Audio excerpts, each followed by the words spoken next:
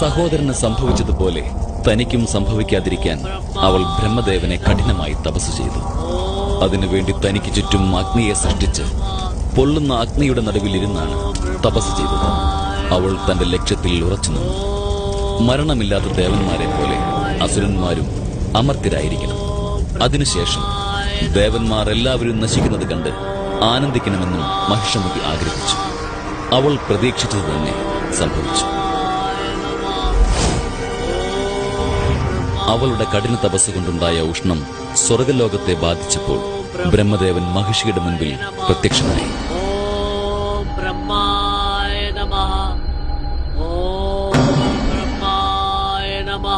മഹിഷമുഖിയെ, നിന്റെ കഠിന തപസ്സിൽ നാം പ്രസാദിച്ചിരിക്കുന്നു. കണ്ണു തുറക്കൂ. നമസ്കാരം ബ്രഹ്മദേവ. എന്റെ തപസ്സിന് ഉത്തരം നൽകാനായി എന്റെ മുന്നിൽ വന്നതിന് നന്ദി. മംഗളമുണ്ടാവട്ടെ.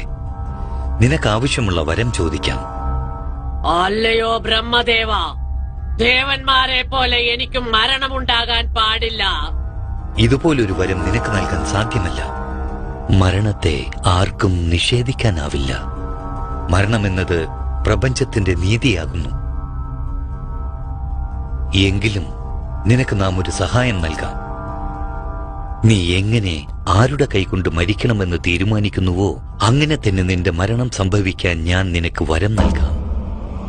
ബ്രഹ്മദേവ, ജലം, ഭൂമി, അഗ്നി, വായു തുടങ്ങിയ യാതൊന്നിനാലും ആയുധം കൊണ്ടും എനിക്ക് മരണം സംഭവിക്കാൻ പാടില്ല.